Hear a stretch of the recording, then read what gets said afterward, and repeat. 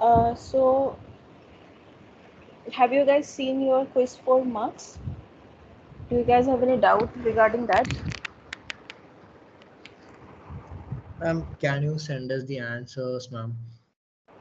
I've already shared the answers, no? Oh, okay, ma'am. I didn't. I believe Ma'am, I you didn't check. shared I will me. check on.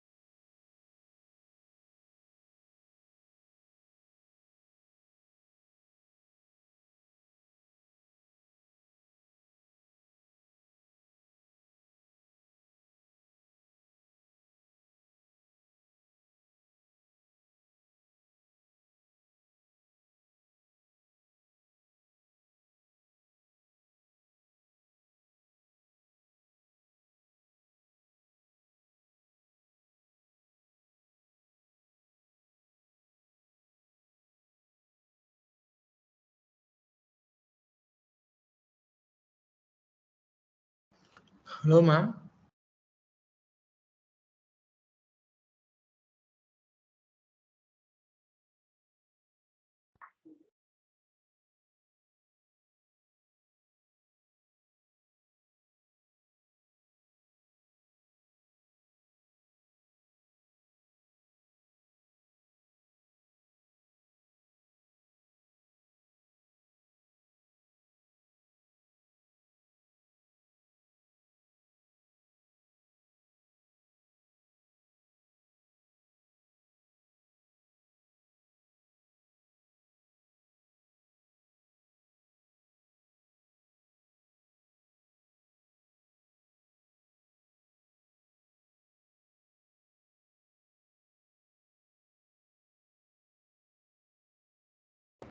Sorry, am I audible? Am I audible? Now you are audible, ma'am. Okay, Yes, fine. ma'am. Yeah, so I didn't check, my mic was off. Sorry. So let me repeat. So I was saying that in previous class we talked about cell migration, like we started that topic. We understood the underlying mechanism of cell migration, that there were 5 steps. Now we will study what are the factors that affect cell migration speed, basically how fast the cell can move, or how his speed can be delayed. So there are 2 factors. First is the ligand density, okay, substrate ligand density. I mean, in the ECM matrix, there are proteins like fibronectin, collagen, etc., that has specific sites, also called cell binding sites, to which the integrin receptor that is there in the cell surface can interact and bind, right? So here substrate ligand density means that only, means how much of these cell binding sites are available on the substrate, that is the substrate ligand density. Another factor that it depends is the cell receptor affinity. So there are integrins available on the cell surface, and through integrin only, to the adhesion of this integrin with the cell binding sites on the ECM, the cell is able to move. You recall that lamellopodium will extend and then integrins will come, right? Then contraction and rear release. You recall those steps, right? So there the receptors, the integrin receptors is playing a very important role on behalf of cell. So how strongly means how strong adhesion, or you can say how much these integrin receptors are more likely or will strongly bind with the cell binding motifs or the sites available on the substrate. If the affinity is very much, means if the affinity is very high, that means it will be very difficult for the cell to release, right? To cause the rear release thing that was happening. If the affinity is very loose, then enough traction force cannot be generated. So these are the two important factors. So let us understand their relationship. Cell substrate adhesiveness, that is a parameter. That means how much the cell is adhesive with the substrate. The cell substrate adhesiveness is a product of substrate ligand density, means as I already told, how much of the cell binding sites are there on the ECM, and cell receptor affinity, means receptors how much more likely it is going to form or bind with the ligands. Okay, if the strength ligand binding is happening very strongly, then the cells receptor have a more affinity to bind with the ligands. So this is a product. So these two, if you do product, then you will get cells substrate adhesiveness.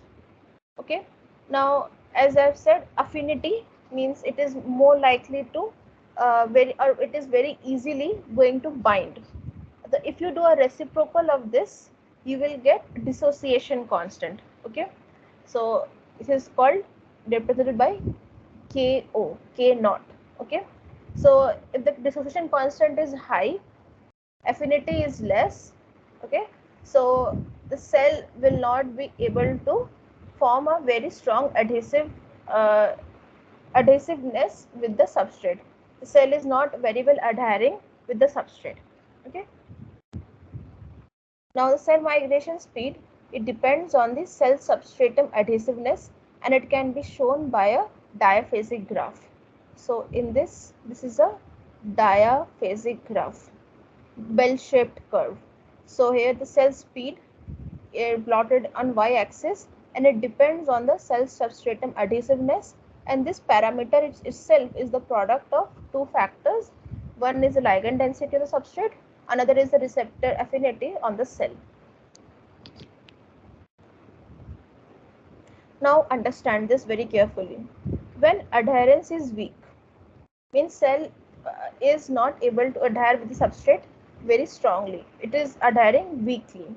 So when this phenomena will happen, when your ligand density of the substrate is very less, means there are few sites available for the integrin receptors to bind, or when the integrin receptors have a more tendency to dissociate quickly, or the affinity towards the cell binding sites is not that much, that is K naught is value is very high. So in that case, the intracellular contraction forces, they dominate. So you recall the step where the myosin motors were causing traction of the cytoplasm, sorry, contraction effect of the cytoplasm. So when adherence is weak, this contraction force is more than the uh, traction force.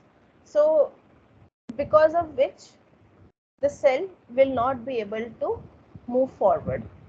There should be a balance between the contraction force and the force that is equally coming from the substrate. If there is a balance between the two, then only the cell will be able to move. So my next point is exactly that. When the intercellular contraction forces and the substrate adhesiveness, means from the substrate, if the cell is not able to adhere the substrate strongly, then the force that is equivalent force that is generated from the substrate will not be there. Okay, the value would be very less. So this force coming from the substrate and the force generated by the cell, so these two should be in balance. Then only the cell can move forward. Then only an effective value of traction force can be generated that will be sufficient for the cell to move forward. And you know how moving forward takes place. There is rear release of the cell by detachment of the integrin receptors, that is breaking off of the focal adhesion points, and because of which the cell moves forward a little bit. Now one should note that if the ligand density is increasing, okay, so then the cell migration speed will also increase, because your substrate adhesiveness is increasing, but you can only see this up to a limit. If the increase in ligand density is like too much, okay, then you will not see further increase in cell speed. So there is a limit up to which the cell speed can increase due to the increase in the ligand density. And another thing, if the receptor have a very strong affinity towards binding with the ligands on the substrate, then also you will not get enough amount of cell speed, means the cell speed will not increase, because then your cell will be more like more inclined towards staying there. It is the substrate is basically holding it at that particular place and not allow the rear release process, and then will not allow to move forward. Okay, so that is when the adherence is very strong. Means cell substrate adherence is very strong, means the affinity is very high or the diffusion constant is very less. Okay, or when the ligand density on substrate is very high. So in both cases, the adherence is very strong. Then, as I said, the cell's rear will not be released, okay, and because of which the cell will either move very slowly, there will be reduction in cell speed, or the cell will not be able to move. So everyone have understood the point that I'm trying to make? Ma'am, can you put any diagrams in the slide, ma'am? Okay, so this diagram will help. So this is a diphasic graph that is showing how the cell speed value is changing with the substrate adhesiveness. All right. So when I said that adherence is weak, means here at this point towards the left hand side, the value of adhesiveness is small. So when this will happen, when the ligand density is less, or the cell has a more tendency to dissociate, that is affinity of the receptors is very less. Now at this point you can see the cell speed is low. Okay, now say you are increasing the adhesiveness gradually, like either by increasing the content of substrate ligand, okay, or the cell is increasing its affinity, binding affinity towards the ligands, so you will see this peak coming. Okay, so at this point, at this center peak, you will see that the cell speed is the maximum. But remember I said that there is a limit up to which you can increase the ligand density, or up to which the cell affinity is playing an important role in increasing cell speed. Now suppose adhesiveness is still increasing, okay, means the cell receptor affinity is increasing. So at that time also the cell speed will not increase anymore, rather it will start declining, because as I said, cell has, if affinity is very less, receptor affinity is very high, then cell will not be able to, you know, able to move forward. The substrate is basically pulling it to that particular place. Also, when the ligand density is very high in the substrate, then also the cell speed is not going to increase any further, but rather after some limit of adherence, the cell speed will start decreasing. That's why you see this kind of a diphasic graph. And this is the relationship between ligand density and the receptor affinity, and how it is related with the substrate adhesiveness parameter. Okay, this is the relationship. Now another thing you should note here in this, Ma'am, yeah, yes, ma'am, can you in this slide there is a word, right? Cell receptor affinity and ligand affinity. In the first slide, can you go, ma'am? Yes, ma'am. Cell receptor affinity and ligand density. Can you differentiate that, ma'am? okay. So as I said also, ligand density means how many of the cell binding sites are available on the substrate. So if you recall the structure of the ECM proteins like fibronectin, collagen, etc.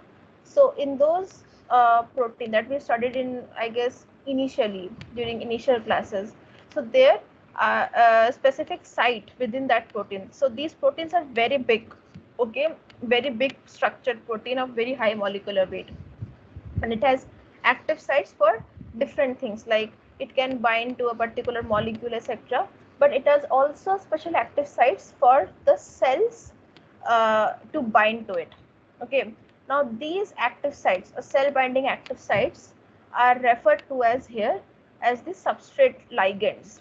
Okay, now density, you know the term density, given a particular volume, how many are the ligands available. So this is the substrate ligand density. Now, to this cell binding sites on the substrate, the cell will bind through receptors. So this is a classic receptor ligand interaction going on. Okay. Now these receptors on the cell, you know, are called the integrin receptors. Now these integrin receptors can have variable degree of affinity to bind to the ligands available to the substrate. Okay, now so that's why the second term, the cell receptor affinity, refers to the how strongly the integrin receptors that are present on the cell surface, it can bind with the ligands or the cell binding motifs on the substrate. So on these two factors, the cell speed depends, or cell migration speed depends. Am I able to explain it to you, Murli? Yes, okay, ma'am. Okay, yeah. Anyone having any other doubt?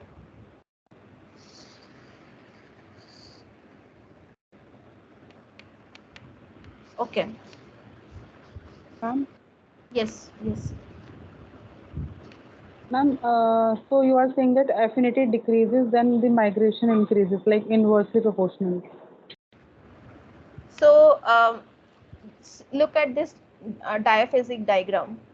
So if you only see adhesiveness as a factor of affinity, because you know adhesiveness depends on both the receptor affinity as well as the ligand density. So if the affinity is increasing, okay, now here it is increasing, then the cell receptors have a more strong tendency to bind with the ligand that is available on the substrate. Okay, but how strongly they are binding, that is the factor. It shouldn't bind too strongly that it cannot be released afterwards. Also it shouldn't bind too weakly that it cannot generate an effective traction force. Okay, so if the receptor affinity, the level of receptor affinity has increased to such a level that the cell speed is increased. So at this point, you can say this is the maximum optimal level of affinity of receptor that we are looking for. Now, if the affinity is still increasing, if it is still increasing, then it is not going to affect positively on the cell speed. Rather, after some level of affinity of the receptor, the cell speed will start declining. Okay, so we are looking for that optimal value of receptor affinity as well as the optimal ligand density on substrate, because of which you can get the peak, and this peak corresponds to the maximum cell speed that can be achieved.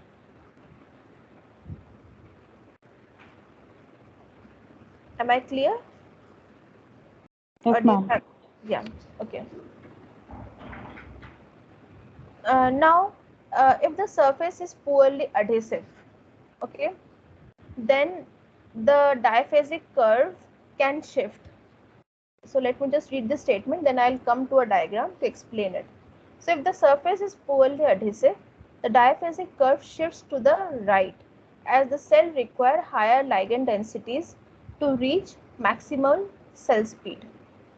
Conversely, if the adhesive surfaces, means highly adhesive surfaces are there, then it would immobilize the cells at lower ligand density, shifting the curve to the left. Now this is the diphasic curve that we are familiar with. Okay. Now here is the cell speed. Now the x-axis note, it is with respect to the ligand density, substrate ligand density. In the previous curve, this the x-axis cell substratum adhesiveness, it was taking, this term was taking in account the effect of both factors, ligand density as well as receptor affinity. Now in this curve, the x-axis is only one of the factors. Now in the previous statement, it was said that if the substrate is poorly adhesive, okay, then what will happen? The uh, curve, this diphasic curve will shift to the right in this side, okay, to this side. Now in this side, what we will expect? The substrate density is more, all right, means ligand density is more, and here also the affinity of the receptor is low. If both this condition is happening, then this diphasic curve is shifting towards right and giving one maximum, okay. But if the substrate is too much adhesive, then in order to reduce that as adhesive nature, the diphasic curve will move towards left. Now if due to this movement or due to this shift, the ligand density will reduce, okay, and if the affinity is high enough, receptor affinity is high enough, then you will get another cell speed maximum, okay. So what I'm trying to say is this diphasic curve, it can shift, okay, and it depends on two factors, ligand density and receptor affinity. So if you are tissue engineer person, okay, and you are observing cell migration phenomena, you are understanding how the cell is moving, okay, and you are going to design subsurfaces, artificial surfaces to study this cell migration phenomena. So initially you have taken some substrate ligand density, means you have added some RGD motifs, RGD peptides, which are nothing but the cell binding domains, okay, and you embed these RGD peptides on the surface of your uh, scaffold, okay, on scaffold, and you allow your cells to adhere and see whether they are able to move from point A to point B, okay. Now if they are not able to move, or they are not able to move within an expected time, so when you're measuring the cell migration with respect to time, that means you're calculating the cell speed, then what will be your next strategy? You will try to reduce your substrate density, because initially you might be guessing that the substrate density is too much, so you will try to reduce it, means you will try to shift the diphasic curve, given that your affinity, receptor affinity is high enough, okay, is high enough. So when you are reducing the substrate density, substrate ligand density, then you will see that you are getting this cell speed maximum. Initially you will not getting enough maximum cell speed. You were the cell speed that was there in the first phase was lower than cell speed you have obtained after reducing the substrate density, okay. So similarly you can do vice versa.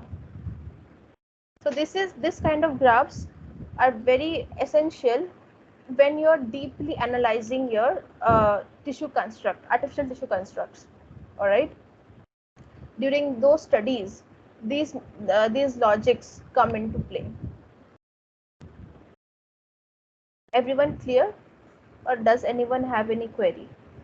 Ma'am, does it means if cells, if the ligands are able to attach, more ligands are able to attach to the substrate, the cell speeds get slow? There is, as I said, an optimum value is there. Okay, if ma'am. if the value of the say ligand is less than optimum, then adherence is weak, okay. But Okay. if it is more than optimum, then also the cell speed will reduce. It's a bell-shaped curve, right? It's a bell-shaped curve. You will have an optimum value of ligand density that supports maximum cell speed. Also, there is an optimum value of affinity of the receptors that supports again the highest cell speed. All right. Ma'am, how, ma'am? If the affinity is lower, means it should move fast, right, ma'am? So if the affinity is lower, as I said, then what will happen? What do you think will happen? It Imagine. needs to. It needs to. The speed needs to be rise, right? I believe that's happen. No, no. Think in terms of the mechanism of cell migration that we have talked about. There were 5 steps, right? Think in terms of that. If the affinity, receptor affinity is very low, then what will happen in the steps? Okay, okay, it will not move. The back side will not move, or front side. So think a bit. Anyone would like to try? Then I'll definitely try to give a suitable answer. But would anyone like to try to answer this particular question? Has anyone understood? Then maybe you can address Mulli's query.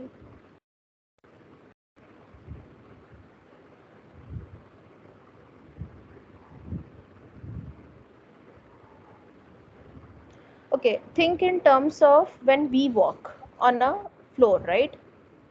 So if the floor is too slippery, then what happens? Can we walk properly? No. No.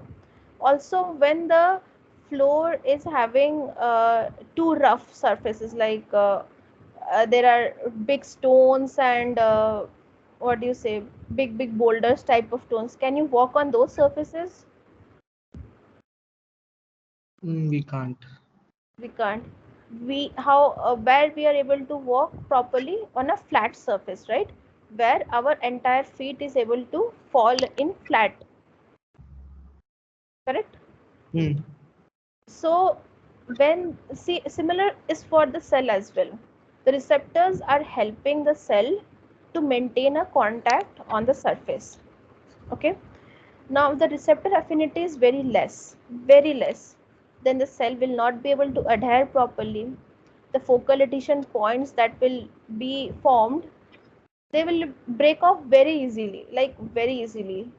So in after formation of focal adhesion point, what happens in the cell cycle migration step?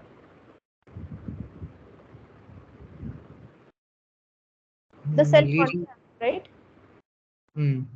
The cell contracts, correct? Now the cell contraction, if the force applied during the cell contraction is too much, it can quickly break off the focal adhesion points. Get it?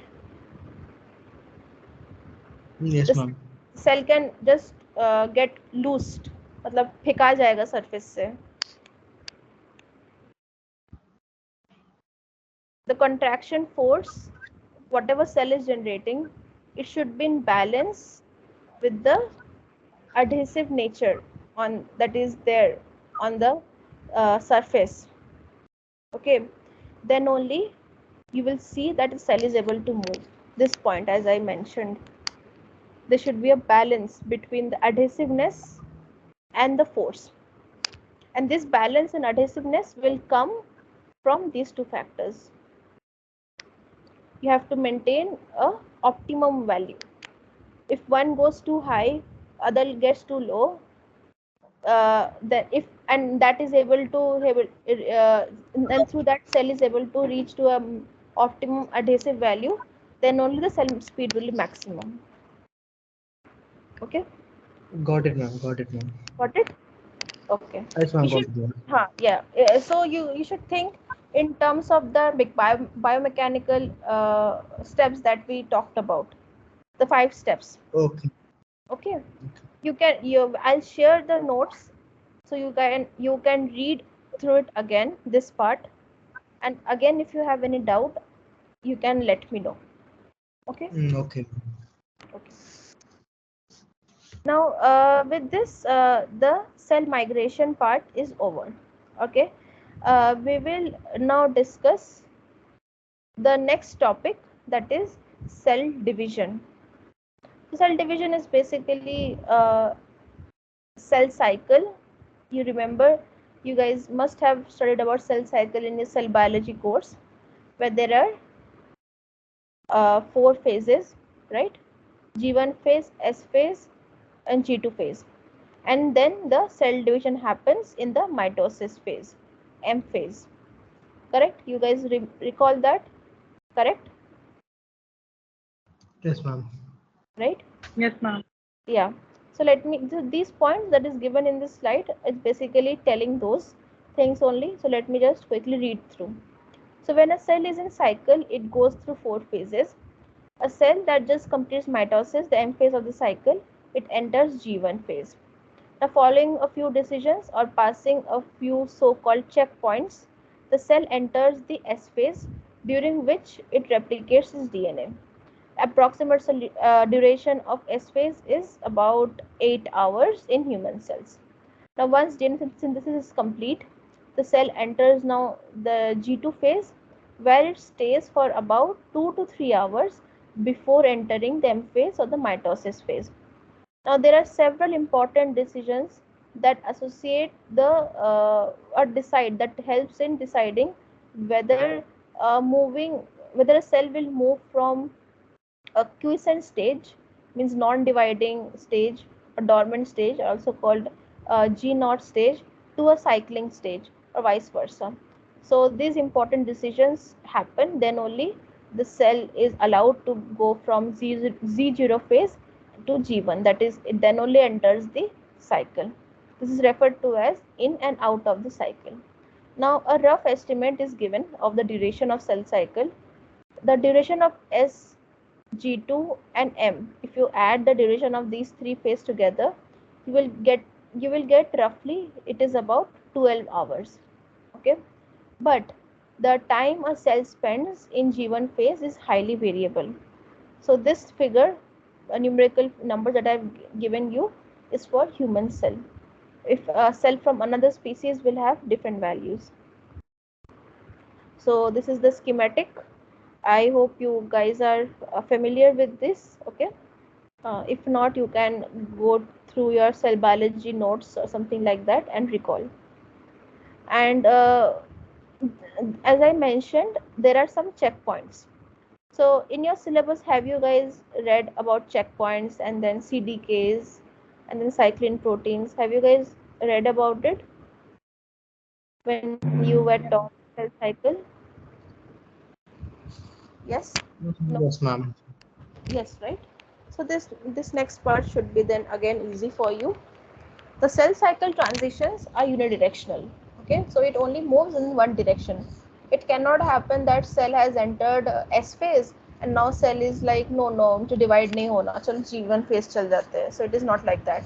So once it is committed, it is has to go through the entire phase. All it has to go through entire four phases. Okay, so it is unidirectional, and this is controlled uh, by checkpoints. So there are checkpoints at the transition steps from one phase to the other phase that make sure that the all the steps that were supposed to happen during one particular phase has finished or not. If it is incomplete, then it will not allow the cell to move to the next phase, next subsequent phase. So these checkpoints are very very important. Okay, if a cell fails to pass through a checkpoint, then it is either marked for death or it can become cancerous as well. Now, these checkpoints serve to order cellular biochemical events that would not otherwise be biochemically linked. If cells fails to pass these checkpoints, it may initiate apoptosis and then it will die. Okay, it is good that cell will die, otherwise the cell can become cancerous as well. The main mechanism of action of cell cycle checkpoints is through the regulation of the activities of a family of protein kinases called the cell dependent kinases or CDKs. So can any one of you tell me about tell me like what are kinase proteins, or how do kinase proteins functions?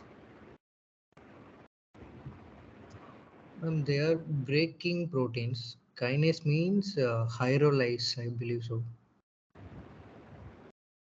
Okay, anyone else would like to try? They function for transferring the phosphate Correct, molecule. correct, correct. You are correct, Janvi. So kinases, wherever you have seen it, like in any biochemical pathways, you will see that their role is to add phosphate group or remove phosphate group. So when kinase acts, it will add phosphate group, and then when if kinase itself is deactivated, then the phosphate group is either removed. But there is also an enzyme called phosphorylase, so that actually removes phosphate group. The main function that Janvi has said is the addition of phosphate. Kinases catalyzes that reaction, the addition of phosphate. And where from phosphate will come? Anyone would like to guess? Ma'am, ATP from Correct, ATP. correct, correct, correct. So the hydrolysis of ATP takes place, and then it becomes ADP, diphosphate. So the remaining one free phosphate molecule will be then added to the molecule, to the resultant whatever protein is there, and this entire reaction is catalyzed by kinases. So, so one class of kinases called cyclin dependent kinases, they are involved in cell cycle. Okay, and these CDKs, they bind to a different class of regulatory proteins called cyclins. So a specific cyclin and CDK complexes are formed and activated at different phases of cell cycle. So here, from at the transition point, like here, where the cell has to decide whether uh, all the cells in G1 phase can shift to S phase or not. So there are checkpoint proteins. These checkpoint proteins are there who are checking this, whether the cell, all the necessary steps in G1 phase have finished or not, and whether or not it is ready to move towards the S phase. Now when these checkpoint proteins have like said ki yes, cells can move, then these checkpoint proteins will initiate the formation of a complex that is called CDK cyclin complex. And at each transition point, here, here, here, at each transition point, there is a specific type of CDK cyclin complex formed. So for transition from G1 phase to S phase, there is cyclin E and CDK2 complexes formed. Now if you can if you find internet, okay, if you search in internet, you will see graphs, okay, the graphs which shows the level, how the level of CDK2 cyclin E will increase only during this transition point G1 to S. Okay, so if you track the amount of these complexes, you will be able to guess कि now cell is moving from G1 phase to S phase, then from S phase to G2 phase, and from G2 to M phase, and then M to G1 phase. In this way you can track the cell by tracking the concentration of these complexes, and the formation of these complexes are regulated by the checkpoint proteins. All right, now once these complexes are formed, they will then activate several biochemical reactions downstream of it, so that will again either promote further development of the cell so that it can move forward to different phases of the cell cycle, or if the checkpoint proteins through checkpoint proteins, if some problem is detected, then the cell will be marked for apoptosis or cell death. All right, so I think up to here you guys are familiar with cell cycle and then checkpoints, etc. So I think there might be no doubts. now focus here. So I will now describe the cell cycle process mathematically through mathematical equations. Now we can do so by taking two scenarios. One is the population based, means cell population based we are seeing. So how the cell is cycling, or an entire population, say 1 million of cells, they are dividing. Okay, so based on that we will see. The cells typically divide at a rate that is proportional to the number of cells that are in cycle at a given point in time. So if the cell number is more, then the rate at which cell will divide, that is also more. So it is basically proportional. The case 1, see there are so this is a general statement, by the way, that the rate of cell division is proportional to the cell number. It is general, but there are but when you apply this particular general statement to real life scenarios, then we can form few cases. The first case is if the growth is unconstrained. Cell growth is unconstrained, means it is not limited by any external factors, say oxygen or nutrients, etc. Then the rate of formation of new cells is simply proportional to the number of cells present, means dx by dt, that is the rate of formation of new cells, is proportional to x, and the proportionality constant is mu. Okay, and this mu is basically the growth rate. All right, and if you do simple integration, you will get this equation. I hope you will be able to understand how to derive it. Correct? How this equation is implying to this equation, you guys can do it, right? Through integration. Yes, no? Did you take maths in class 11 12? Yeah. No, ma'am. I couldn't get your answer. I think some your voice was breaking in between. Can you repeat what you were saying? There is no math. Ma'am. You didn't have. So how many of you had maths in 11 12th? You can maybe I do. you can maybe raise your hand so that I can know how many of you are familiar with simple calculus. Okay, Aditya is familiar. Rest? No one? You guys didn't have maths? I'm not good in maths, ma'am. Simple calculus, man. I'm also not good, but I have studied a little bit through physics. Through physics. Okay. So I actually could see that in previous quiz, because I had given two mathematical questions and I saw the mistakes that you guys made, and it was like, why? I literally laughed, like, how this mistake was not expected from you guys. Means I know you guys are all graduate students and either doing BSc or MSc, but maths is very very important. Please, if you have not taken maths seriously till class 12th, maybe you can see some video tutorials, something like that, to and learn basic calculus at least, differentiation, integration. Okay, ekdam basic. Don't go into formulas and all, just see how it is, how these mathematical operators are used, just that. Okay, and I think arithmetic, like equations, a plus b whole square, these kind of equations I think must be familiar, but simple calculus you guys should be familiar, like you should do it in your own time, but it shouldn't be that much difficult. Like you guys have done physics, so from physics also you can recall. So this particular integration you guys will do on by yourself, and let me know if you can do it or not.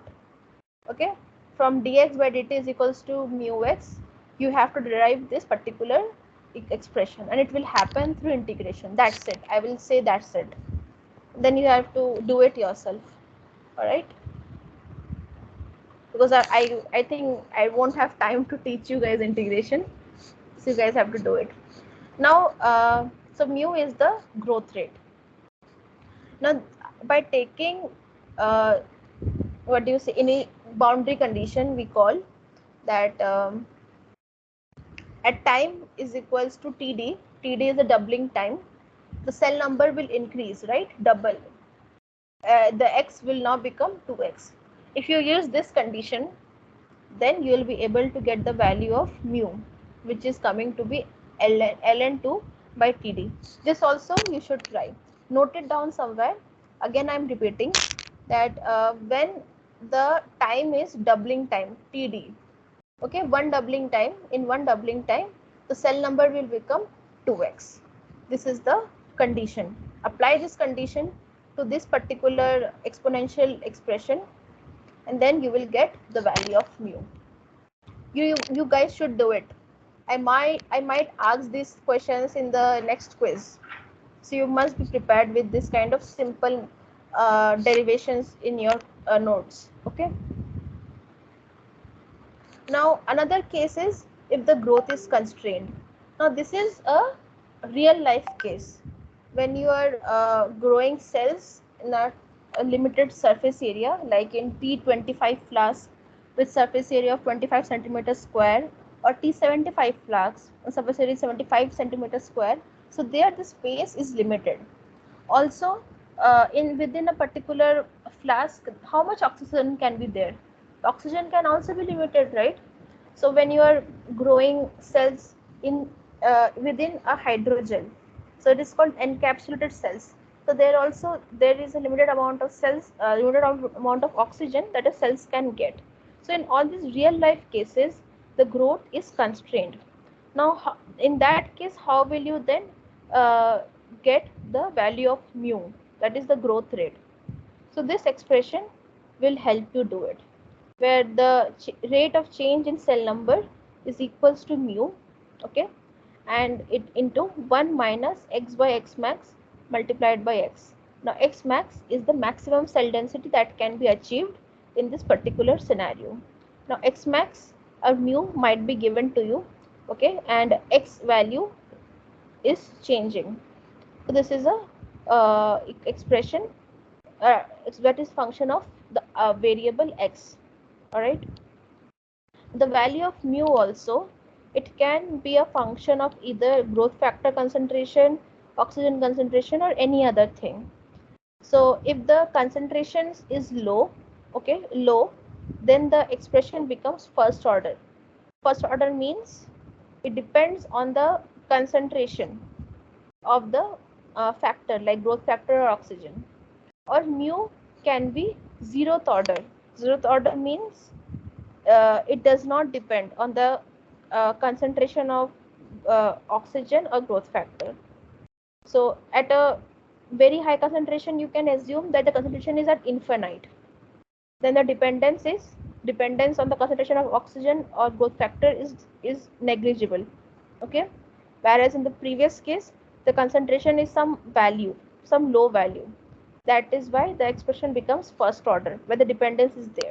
So this is coming from the kinetic studies that you guys must have done it, in your chemistry classes, right? So there you guys were taught about first order reaction, zeroth order reaction. Similar concept is also used here. Now the dependence of the growth rate, so this mu, if it's a function of what I said, function of growth factor and oxygen, right? So this is the concentration symbol for that. So this concentration C can represent for the oxygen or for the growth factor, and either factor that is affecting the growth of the cell. This is equals to mu max into concentration C divided by Km plus C. This is actually a very similar equation that you guys have already studied in chemistry only, Michael-Mentes equation, where the it is given for the kinetics of enzyme substrate reaction. It is very similar to that expression actually. So here C is again the concentration of the either growth factor or oxygen, which is affecting the value of mu. Okay, so this is another case. Now related to this only, now mu max is the maximum growth that you can achieve and K is the concentration of the factor, means the growth factor or the oxygen at which half of the maximal growth is obtained. That is mu max by 2. This value is obtained. So at that value, Km is defined. Okay. So any doubts so far in this model?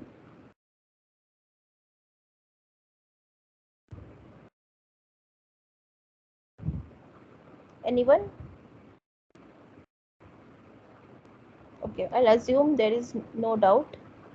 Now, in this third case, you will now in this case what is happening, if the growth is happening with time, obviously we observe the growth of cell with time. If it is happening linearly, okay, linearly, then the change in the cell number is proportional to some constant. It is then not proportional to the cell number that is there. And this type of equation is actually what I was talking about. This is a zeroth order equation where x term is missing. There is no x. There is no dependence on cell number. Rather, the change in cell number is actually equivalent to some constant value. All right. So these three cases have the three types of equations associated with them. Correct. Now these expressions or equations are defined based on some conditions, right? In the first condition, growth was unconstrained. Second condition, growth was limited, means constrained.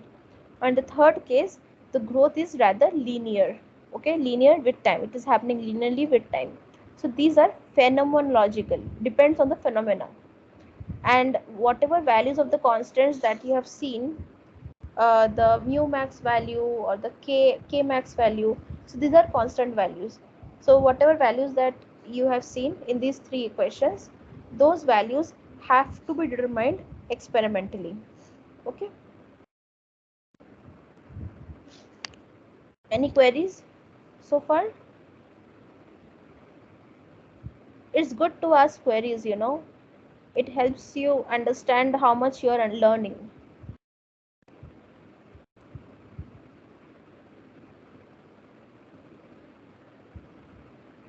No queries? Okay, so do you guys need some break, like 5 minutes, 10 minutes? Maybe a 5-minute break would be good.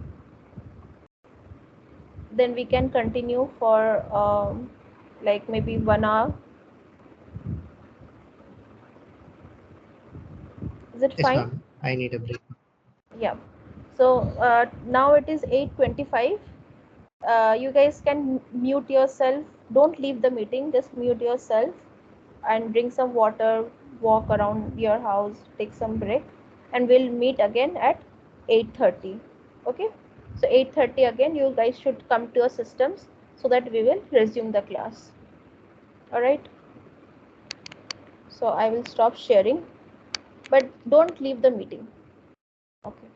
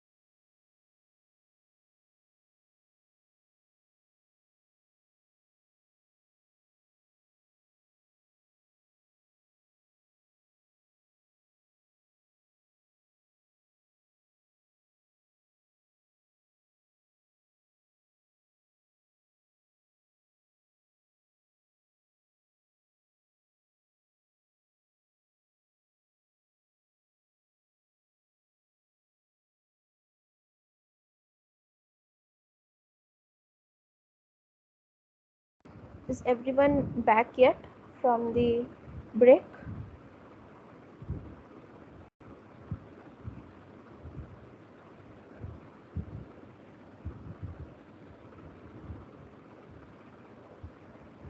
Sorry, Aditya, you're not audible to me.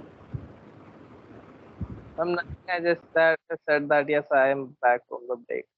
Okay. So let me continue, otherwise it will be too late. I think in meanwhile others will also join if they are not yet back. So I had a question in mind.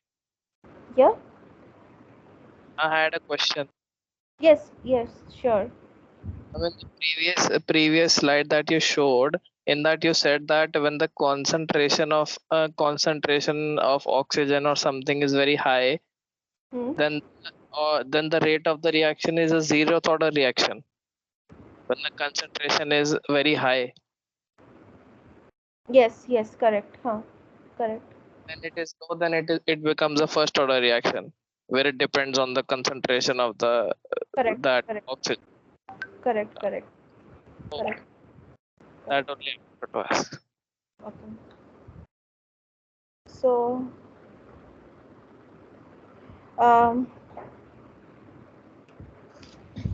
now let's describe the cell cycle in a different way. Okay. Here we are using the fact that the cell can be present at any one of the phase, like G1 phase, S phase, G2 phase, M phase. Now we are taking into account that as well. So in this model they are taking that. So if the phases of the cell cycle, they need to be described. If you want to describe what phase of the cell cycle the cell is present in, so then you need to incorporate another parameter in your expression, and your expression will become rather a partial first order expression, where the cell number is a function of both time as well as the parameter a. Now a is basically quantifying at which phase of cell cycle the cell is currently present. Now how will you track the cell cycle? How will you track it? Will basically measure the concentration of the CDK cyclin protein complexes that are being formed inside the cell. So if you track the levels of these different types of complexes, CDK cyclin complexes, the point when CDK cyclin complex peaks, okay, or it has the or is at the maximum, then you will say that this at this stage or this point of time the cell has transitioned from G1 to S phase, say, for example. Okay, so in this way you can quantify, like before this peak the cell was in G1 phase, now the peak has happened, the cell has, after the peak the cell has moved to S phase. In this way you can measure in which phase of the cell cycle cell is present.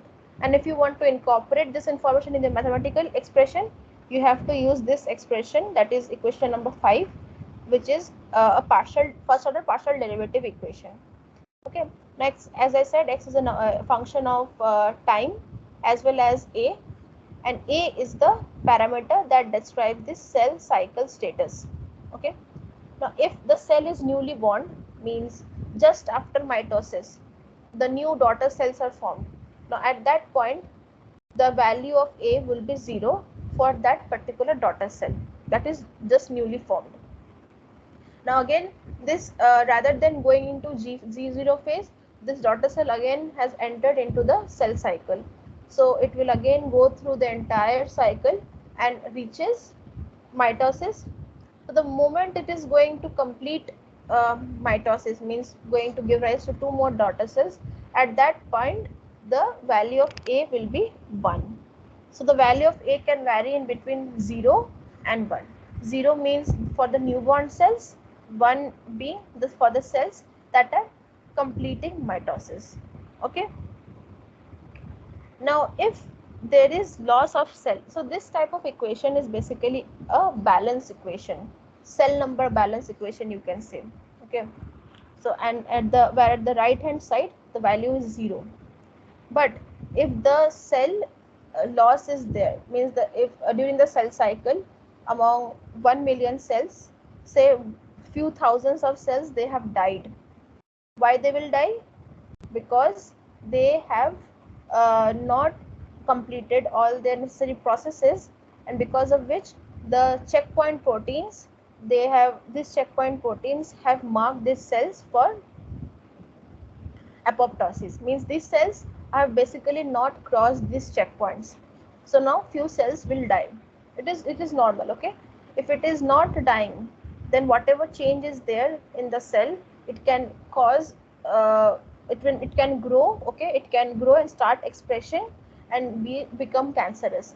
So these unregulated cells which haven't passed the checkpoints, they have to be marked for death. Now, if you want to take that into account, then you will have to modify the equation number 5. How? You will do a proper balance where the left hand side is basically showing the cell growth, okay? The cell number is changing due to cell cycle, and it is a function of time. With time it is changing, and also you are marking at which phase of the cell cycle it is in. Now at particular phase of cell cycle, few cells have if died, then it will come on the right hand side, where alpha is the rate of cell death, a cell death rate. Okay, so this side is the cell division wala part, means itna cells ban rahe hain, and this side is the marking how many cells are dying. This is basically a balance equation. All right, any queries so far? So this type of equation we have already seen when we were discussing the continuous model of differentiation. So where there also we used a parameter for defining the stage of differentiation, and that also the value of that particular parameter varied from 0 to 1 only. And there, instead of mu, there was another rate that is called transition rate was there, represented by delta. So similar equation is, this equation is similar to that only. Any queries?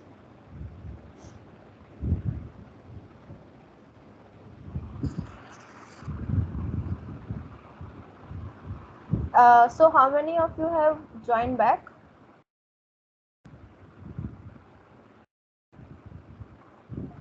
I'm here, ma'am. Okay, so those who have joined Yes, late. ma'am, I'm also here. Okay. Yes, So ma'am. do you guys need me to repeat anything that you think you have might missed?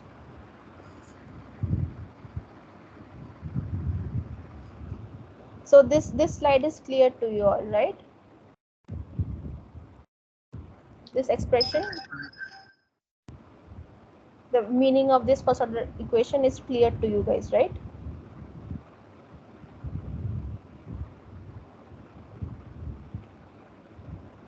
Yes, no, maybe, anything? Understood. Understood your explanation. Understood. Okay. Um, Now up to here we have completed the cell division part. Okay. Now the last topic of this particular chapter, cellular fate processes, is cell death. We will understand the last cellular fate process is cell death. So quick trivia question: how many cellular fate processes we have studied so far?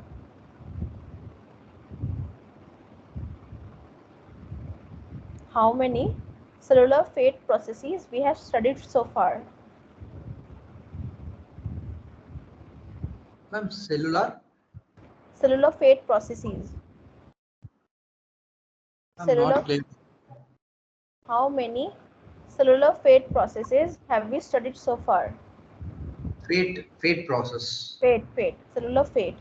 Processes that define the fate of a cell. We are going through that chapter, right? So I'm asking how many of those cellular fate processes we have studied so far. Can you name them?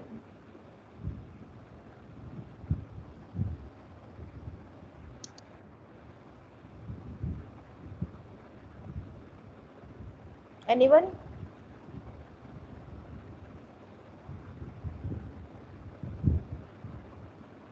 Cell migration, Cell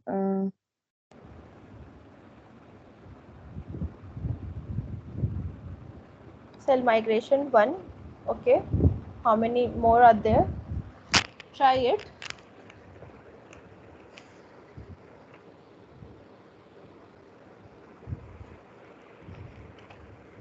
Anyone else?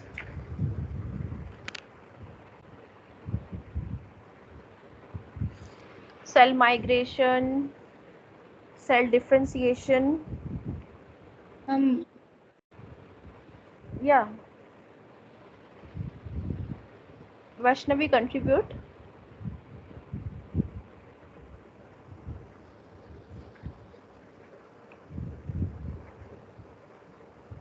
Cell division, correct? yes, ma'am. Cell differentiation is also included. Correct. Cell differentiation is there, cell division is there, cell migration, and now we are studying cell death. Do you think we have missed any particular cellular fate process? Ma'am, wound healing is also included. No, no. Wound healing is a dynamic state of a tissue, means tissue repair mechanism. Remember the dynamic state of a tissue that we discussed? Yes, yes, ma'am. Yes, ma'am. Yes, That ma'am. that comes under that particular subtopic. Okay. So dynamic state of a tissue, or, or you can say how the dynamic state of a tissue is maintained. If anyone asks you, you will say that cellular fate processes, that is cell differentiation, cell division, cell migration, cell death, and cell adhesion. All these 5 processes, they, because of this, we can observe a dynamic state taking place, means whether tissue is uh, forming, okay, that is morphogenesis, how tissue is getting repaired, that is wound healing, okay, then how tissue is maintaining is normal steady state condition, that is homeostasis. All these dynamic state processes are happening because of the cellular fate processes that each of the cells are going through at any particular point of time. Okay, so don't forget this point. Okay, this is a very basic thing that you guys should know if any one of you want to pursue this area forward, because when you will do experiments and all, or if you, as I've already shown you papers also, characterizations that shows the cell viability, okay, whether cell is living or not, then cell morphology, cell organization, okay, then there is apoptosis, also people check how much of cell death has happened. Then also that in cancerous cells people check is how fast the cell division is happening, okay. Then in erythropoiesis that I've already mentioned, people are checking through characterization experiments how the differentiation process is happening. So all these things you'll be able to do if you remember your basics that you studied during this course, okay. And you will have your notes, you can definitely refer to it later on, but you should not forget, at least during this course period of time, during the 17 weeks, you guys should not forget these basics. Now let's start the last topic of this uh, section, cellular fate processes, with the last cellular fate process, that is cell death. Now the cell can die for many reasons, okay. One of the reason is can be there is some tissue damage that has happened, and this tissue damage you can say is beyond the healing capabilities, means the tissue cannot be healed to that much extent, the tissue has damaged. So during that phase what happens, the tissue starts dying, the cells in the tissue starts dying, and this is called necrosis. You might have heard that during frostbite, when the blood circulation stops in the fingers, the fingers become blackish blue kind of a thing. So that could when the blood circulation is stopped, then the cells are not receiving oxygen and the nutrients. The cells are not functioning. So in that stage, even this wound healing process cannot take place to um, like make the make the tissue healthy again. So then at that particular site, the tissue starts undergoing necrosis. Okay. Then the cell death can also happen through lysis. So lysis means fatna, cell burst open. Okay, the cell burst open. So this cell lysis, it can happen due to some defect in the transmembrane transport proteins. So you are familiar that there are some membrane proteins whose some part is outside the cell and some part is inside the cell. Thus the name transmembrane proteins.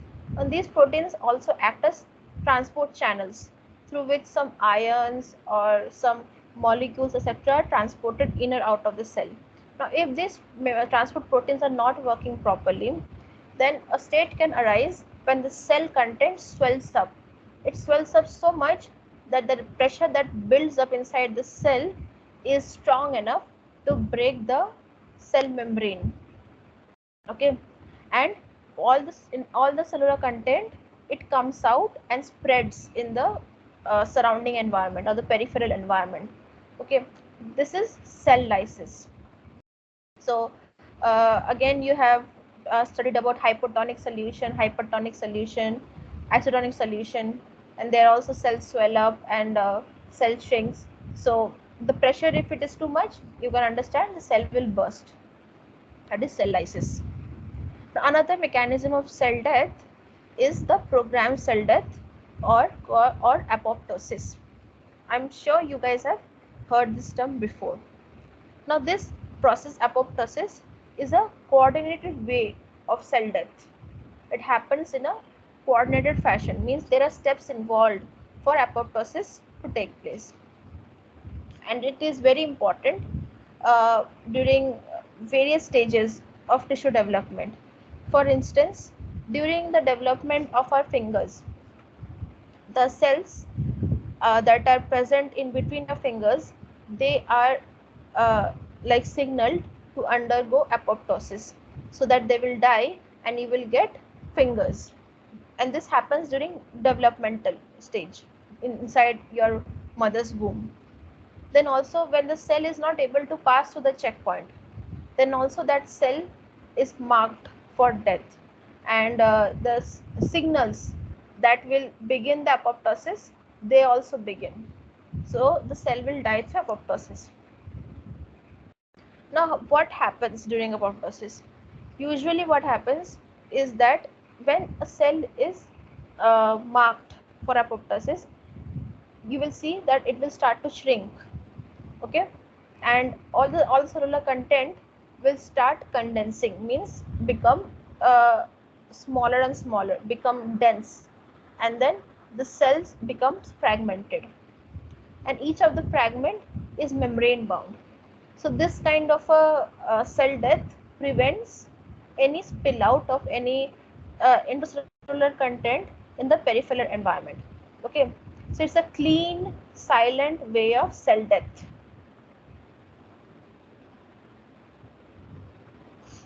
So this is a quiet mode of cell death which is highly regulated. Also, if the apoptosis does not happen, then the cells can become cancerous and can form tumor. Okay. So if I were to divide apoptosis into phases, so we can do so in 3 phases. First is the induction phase, then there is effector phase and degradation phase. In induction phase, what happens? Some inducing signals are sensed by the cell, or the cell receives some inducing signals. Okay, and these are death inducing signals. In effector phase, after these inducing signals are received, the executioner, executioner means that is going to execute the cell. So the executioner is activated and allows the cell to commit suicide. or cell death. And the last phase, degradation phase. Here what happens? A great number of biochemical processes and morphological changes happens, which one can see and also characterize, and that is the end stage, means apoptosis has happened. So in the effector phase, the executioner is activated and the cell death happens. After the cell death, as I said, the cell fragments, right? The fragmentation and all this comes under the degradation phase. Biochemically, there are two major factors in this process. Now effectors, what are effectors, or what is getting activated? These are basically a class of proteins called caspase proteins. Now these caspase proteins are important. Biochemically, they are very important and play a very important role in apoptosis. Also, as a result of apoptosis, the mitochondria loses its function. Here what happens?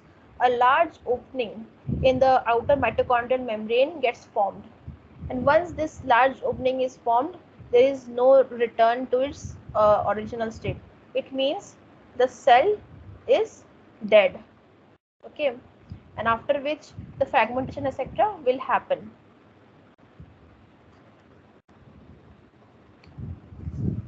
So if you see this figure,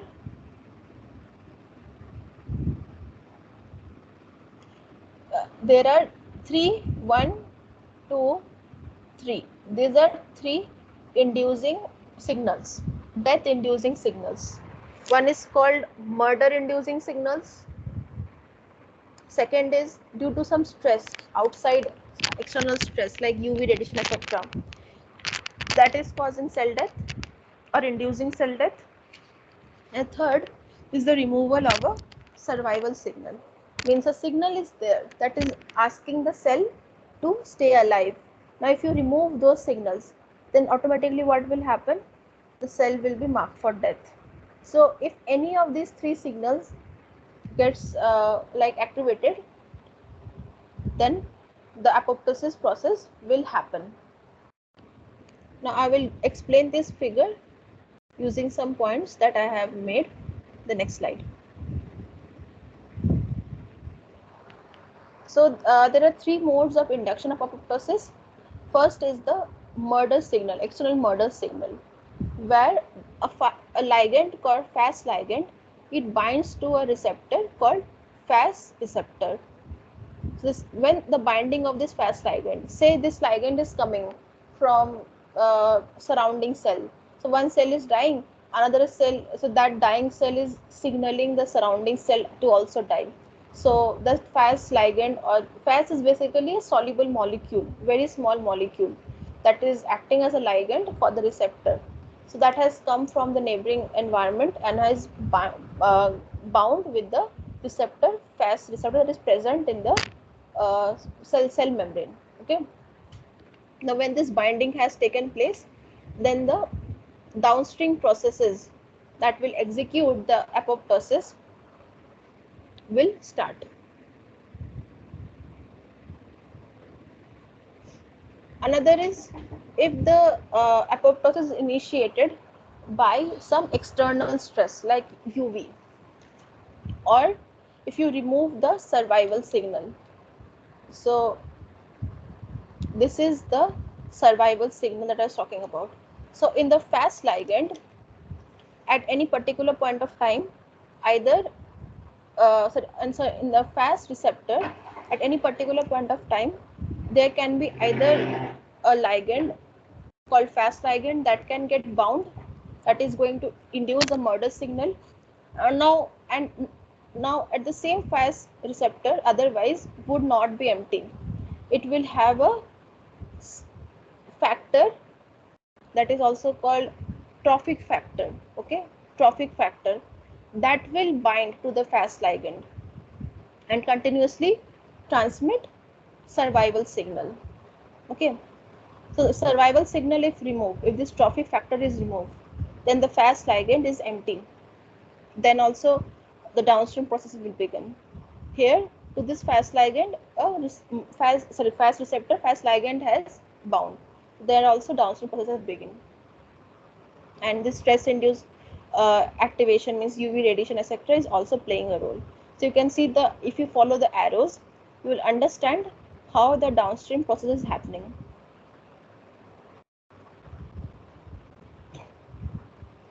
These three induction pathways, they all converge on a common family of enzymes called caspases. So these are 8, 3, 9, these are caspases. So these caspases initially stored in the cell as inactive. So these are called procaspases. When they are not active, they are called procaspases. So once to these procaspases, some molecules, so this molecule, this procaspase, this is 8, okay, this egg-like shape. So this is caspase 8. It has got and bound with fat D. This is the Fas ligand receptor, some part of the Fas ligand receptor. So now this procaspase, caspase 8, that is in inactive state, it has become active now. Okay. So once they are active, they will target many proteins by selectively cutting them at aspartate residues or next to aspartate residues. A caspase family is composed of two types of caspases. One is initiator caspase, another is called effector caspase. Initiator caspase are those caspases that initially goes and interact with the inducing signal. Okay. And the effector caspase are the caspases that come downstream of them. So in this figure again, the initiator caspase 8, once it has become activated, okay, it will go and then make the effector caspase 3, which was in pro caspase form, that is inactive form, it will go and make it effective, means it is now active. This caspase 3 is now active. Now this is an effector caspase, it will go ahead and start cleaving all the proteins and also and cause cell death. Okay. So initiator caspase, they come first, and then in the downstream of initiator caspase, there are effector caspases. So 8 and 9 are initiator caspases, where 3, 6, 7, these are effector caspases.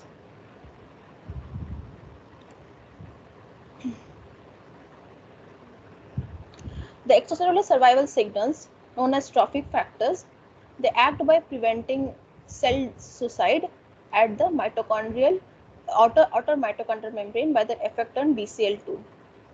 So again, go to this figure. So if this Fas receptor, this trophic factor is bound, means signal survival signal is being transmitted through the cell, then what is happening? This BCL protein that is covering the outer mitochondrial membrane is intact. Okay, it is not moving from its space.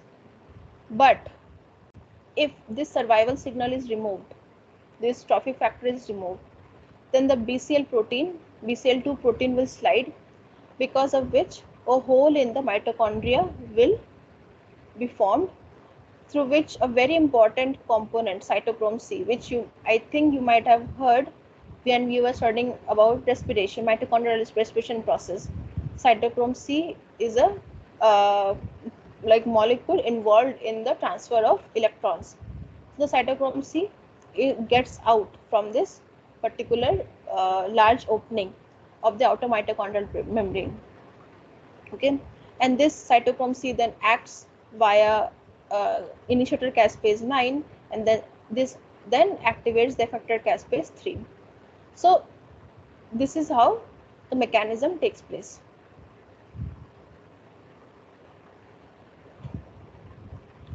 Now stress induced signals like UV radiation etc., they also act via BCL2 protein. Okay, regardless of the pathway, means regardless of how the apoptosis signal is given to the cell, either through Fas ligand or through removal of trophic factors or through external agents like UV etc., that acts Now last two points, or last two signaling pathways, they act via BCL2 protein. So regardless of the pathway how the apoptosis is initiated, the caspases will eventually activate some endonucleases. You know endonucleases, these are enzymes. These are enzymes that can cut nucleic acid within within the nucleic acid strand, endonucleases. Okay, so they activate some endonucleases, which results in fragmentation of the genomic DNA. So the DNA gets fragmented. That is the end result of apoptosis, and it is also the hallmark of apoptosis. So people actually do control studies where they see whether or not the genomic DNA is intact. So due to some say XYZ factor that has triggered the apoptosis process, if the apoptosis has successfully been triggered, then they will get fragmented DNA. If not, then the DNA will remain intact. So this kind of studies can be done. So any queries so far?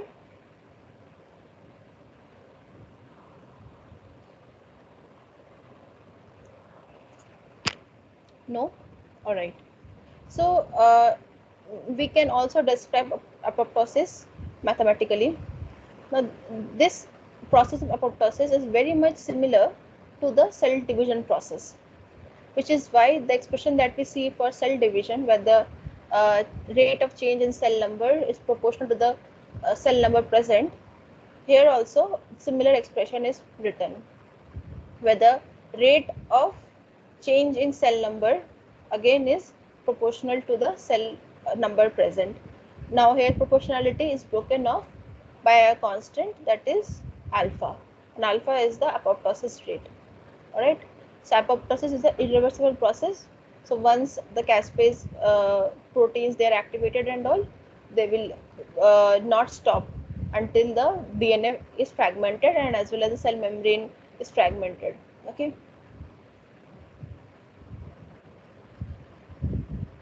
now we can actually combine the three cellular fate processes: differentiation, division, cell division, and apoptosis. Okay, and see uh, and build a mathematical model combining all the three processes. So the concept of compartmental model is being used to describe how these three processes will interplay with one another or affect one another. Differentiation process is coupled, okay, it is combined with the driving forces that determine the eventual cell number. The cell cycling means cell division will increase cell number, whereas cell death will decrease cell number. Okay, and so basic cellular processes can be accounted for in a population balance. Means basically we do how much cell is present are coming in, how many cells are going out. So this kind of population balance that we can do on each stage of differentiation. So for stage I, we can say how many cells are coming in, and then how many cells are going out due to cell division, or how many cells are going out due to cell death. Or many times what happens, there is self renewal. So when we'll talk about stem cells, you will see that stem cell pool is renewed, because due to cell division, the two daughter cells both do not enter the differentiation lineage. One of the daughter cell usually retains stem characteristics and renews the stem cell population. Okay, or both of the daughter cell can do that, or neither of the daughter cell can do. So we will talk about that when we will study about stem cells. So look at this expression. The change in cell number, that is dx by dt, is given by how many cells are entering the compartment minus the exit of few cells by cell division, then exit of few cells by apoptosis, and then re-entry of few cells by self-renewal type of cell division. So we can mathematically write using this expression where the rate of change in cell number dxi by dt, when I denotes the stage of differentiation. Okay, now I is equals to capital I, where is the flux, the cellular flux that we have studied initially, how many cells are entering into that particular stage of differentiation, minus how many cells are leaving due to cell division. So mu, the rate of growth rate is added here. Okay, mu I xi minus alpha I xi means how many cells are leaving due to apoptosis, means they are dying. So alpha is added, that is the death rate, plus how many cells are coming back and renewing the cell pool. So this is given by mu I xi and a factor called fi. Okay, fi, this is the uh, probability. Okay, how many cells will come, it can be from 0 to 1. None of the daughter cell will renew, only one will renew. Okay, or one will contribute to the cell pool, or both will contribute to cell pool. Okay, so fi value again can vary from 0 to 1. Do simplification. Okay, simple expression, you will get this type of expression for dxi by dt. Okay, so this is the diagram of what we studied. So I is the stage of the cell differentiation. Now for this particular stage, some cell is coming from another compartment, that is I.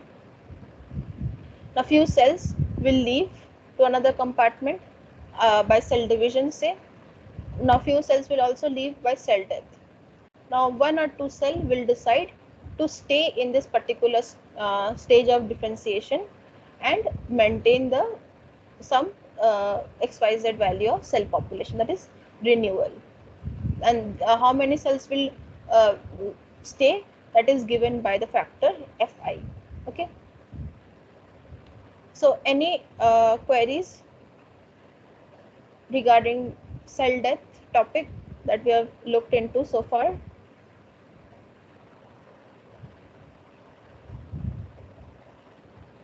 Any queries? No, ma'am.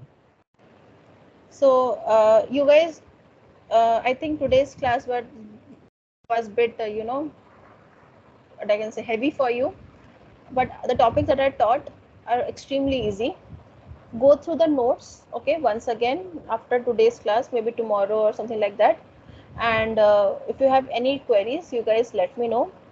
I'll meet you guys again tomorrow for 1 hour from 10 to 11 a.m. for another class. So this week there won't be a quiz.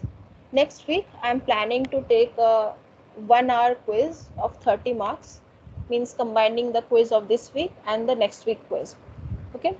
So in this way I will get some more time to cover the topics quickly, and then yes, you will have to study cumulatively few more topics. Okay. So if there are no queries, let me just quickly mark the attendance. Also, let me stop sharing screen, and it is 19. So one by one, whoever are present in the meeting, please speak out your name so that I can mark it.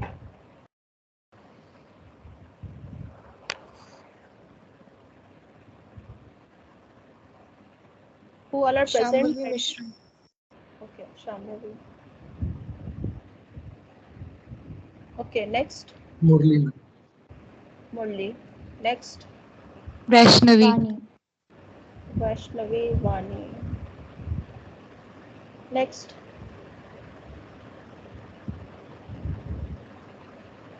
Janvi Sharma. Chanvi. Okay. Anyone else? Yeah. Aditya. Okay. Anyone else left? So I have marked for Murli, Vaishnavi, Shambhavi, Janvi, Vani, and Aditya.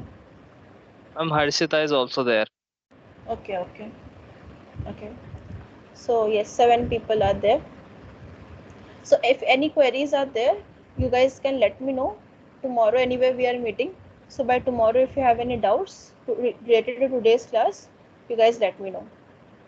Okay, thank you. You guys can leave the meeting. I'll upload Thank you, the ma'am. content by tonight. Okay, yeah.